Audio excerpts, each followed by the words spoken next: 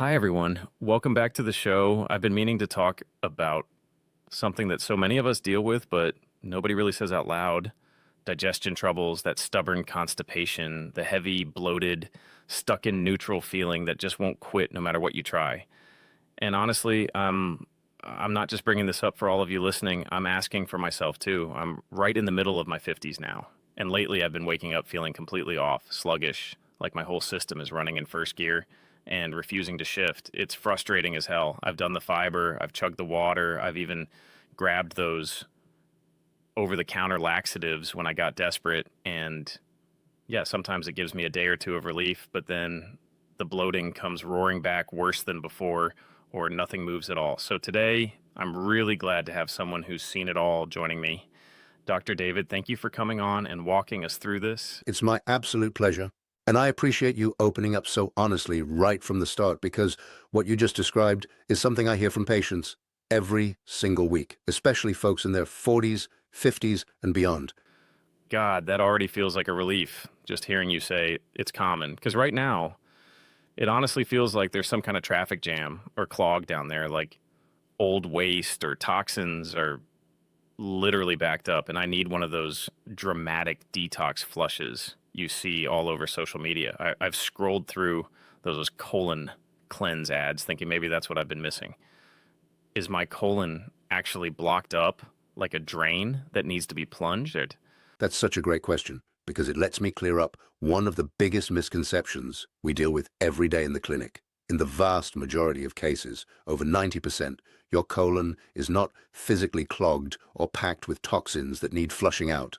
Wait, really? That surprises me. The colon isn't some passive pipe waiting to get backed up.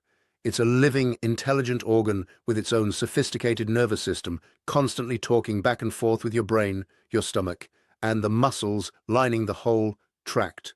What you're feeling is almost always a functional slowdown, not a mechanical blockage. Hold on. That's actually kind of mind-blowing. So if it's not a literal clog, why does it feel so blocked and heavy every single morning? I wake up some days and it's like my body straight up forgot how to move anything along. The urge is gone. Or when it finally shows up, it's so weak that nothing happens. I end up sitting there feeling defeated. You're hitting on the exact core issue we see so often. Your gut runs on a beautiful, coordinated symphony of reflexes and muscle movements. One of the biggest conductors is the gastrocolic reflex. When you eat or drink something warm, especially first thing in the morning, it sends a strong signal from your stomach straight down to your colon, telling it, "Hey, make room, it's time to move." That makes sense. And then what? Then you have peristalsis, those gentle wave-like contractions that push everything forward in an organized way. Over time, those signals can get dulled or out of rhythm. Age does play a role, but so do everyday things most people never connect to their gut. Chronic stress, sitting too much, certain medications, and even ignoring the urge when it comes. Man, that loss of urge thing is exactly what I've been living with. It's demoralizing. You start thinking this is just normal aging, and I'm stuck like this forever. And here's where it gets interesting, because it doesn't have to be. You mentioned something earlier about triggering movement naturally instead of forcing it with pills.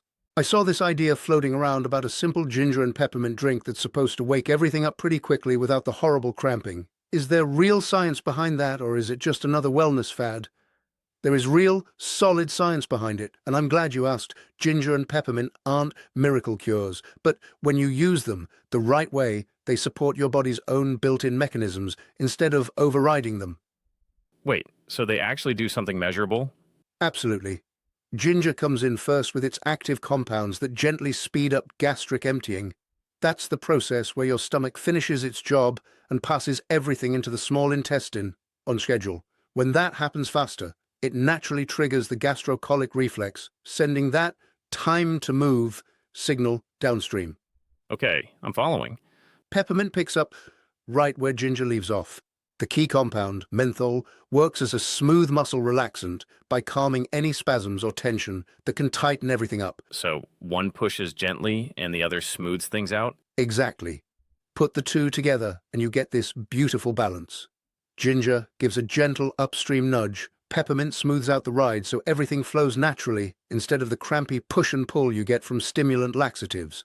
That sounds promising, but I've got to keep it real. Some of those online articles swear this drink works in 10 minutes flat, like you flip a switch and everything clears out. I tried something similar once and just sat there waiting, feeling nothing but disappointed. So, walk me through exactly how to make it and what it actually feels like when it works. I love that you're asking for the real experience because that's what matters. Right when you wake up, before anything else, grab a 1-inch piece of fresh ginger root, peel and slice it, add 4 or 6 fresh peppermint leaves, pour 8 ounces of hot, not boiling water over it, cover and steep for 5 to 10 minutes. Sip it slowly while it's still warm.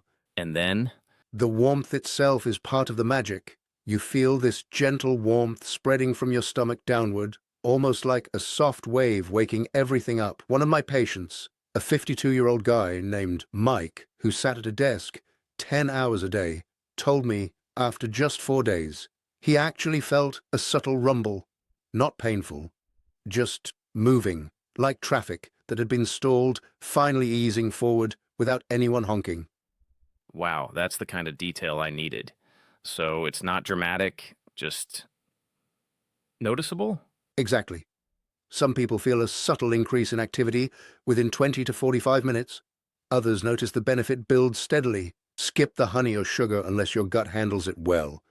Extra sugar can create more gas. That makes sense. And you said peppermint relaxes tension. Does that actually feel different? It does. Patients often say the heavy, tight feeling softens, like someone loosened a knot you didn't even know was there. I had a 48-year-old woman, Sarah, who was stressed from work deadlines and barely moving. She started this drink, and on day 6, she texted me, "Doc, I finally went without straining and it felt normal again." She was almost emotional about it. Cece, that story hits different. I can picture myself feeling that, and that's the shift we're after. And that's the shift we're after. From that defeated frustration to quiet hope. But the drink alone isn't the whole story. It's a fantastic supportive tool, but real change comes from layering in a few other habits the smart way. Hold on. Before we go there, tell me, what if someone tries this and nothing happens right away? I've been burned before. Not a sign you're doing it wrong. It just means we look at the full picture. Let's break it down piece by piece so it doesn't feel overwhelming. First, hydration and fiber, done right, not just more. Okay. How? Aim for 10 to 12 cups of fluid a day, starting with that warm drink. For fiber, go with soluble kinds that pull water in gently. Think cooked oats or a teaspoon of psyllium in water. Start low so you don't bloat. Got it. And movement. Your colon loves gentle motion. After the drink, 10 minutes of walking or simple stretches. Nothing crazy, just enough to let gravity help. And meals? Eat 3 balanced meals at roughly the same times. Breakfast, especially. Include some fat and protein so your stomach has real work to do and sends a strong signal down. Wait, so skipping breakfast is actually hurting me? Big time.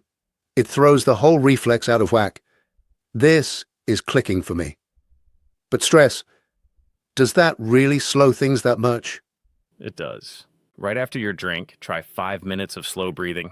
In for 4, hold 4, out for 6. It calms the nervous system and helps the gut listen better. I'm taking notes like crazy. Any big things to avoid? Cut back on processed junk, late caffeine, and alcohol. And if you're on certain meds, chat with your doctor. They can be hidden culprits. And if I've been using stimulant laxatives a lot, taper slowly with supervision while you build these habits. Cold turkey can feel worse short term. Smart. Excellent. So now when do I know it's time to see a doctor instead of just trying this at home? Great question. If you see weight loss, blood in stool, severe pain, vomiting, or no movement after 3 days despite trying, get checked.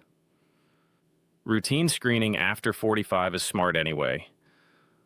One more thing that's been weighing on me, I keep hearing once you hit 50, everything slows down permanently and you're stuck forever. Is that true? It is absolutely not a life sentence. Your gut is still remarkably adaptable.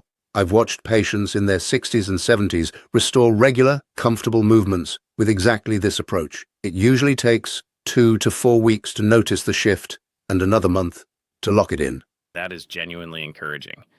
I was starting to accept this sluggish feeling as my new normal. And here's the real game changer moment, because a lot of people quit right before the payoff. Let me give you the exact starter plan so you can picture yourself doing it tomorrow. Okay, hit me with it. We'll make this a simple 7-day framework. You can tweak as we go. Morning, 1 through 7. You wake up, make that ginger peppermint drink, and sip it slowly. Then what? Follow it immediately with 10 minutes of light movement. Walk the dog, stretch, whatever feels easy. Breakfast, within an hour, something with soluble fiber, like half a cup of oats or flaxen yogurt, plus water with every meal to hit that 10 to 12 cup total. What about later in the day? After lunch and dinner, a quick 5-minute walk. And every evening, 5 minutes of that, breathing before bed. Hold on. How do I know if it's working? Track one quick note each night. Time of first urge. How easy it felt. Any bloating. You'll see the pattern improve. By day 4 or 5, most people notice subtle changes. If not, we can add a teaspoon of psyllium mid-morning, starting day 3. No big diet overhauls. Exactly. Small, consistent steps. After 7 days, look back at your notes, celebrate the wins, and either keep rolling or loop back to your doctor if you need extra support. This feels doable, not overwhelming. I walked into this conversation feeling pretty defeated and honestly a little embarrassed to even talk about it. Now I'm actually excited to try this tomorrow morning. You've turned that heavy, stuck feeling I described at the very beginning into something I can actually work with. That's the perfect loop right there, because that same sluggish sensation you opened with these small daily choices, it starts to fade, and you get back that sense of control and lightness you thought was gone for good. The body is incredibly resilient when we give it consistent, gentle support. Progress might feel gradual at first, but it is very real and absolutely achievable. Dr. David, thank you. This conversation is going to help so many people start feeling better in their own skin again, and we'll catch you next time, folks. Stay consistent, stay kind to your body, and remember that small daily choices really do add up to big changes. Take care out there.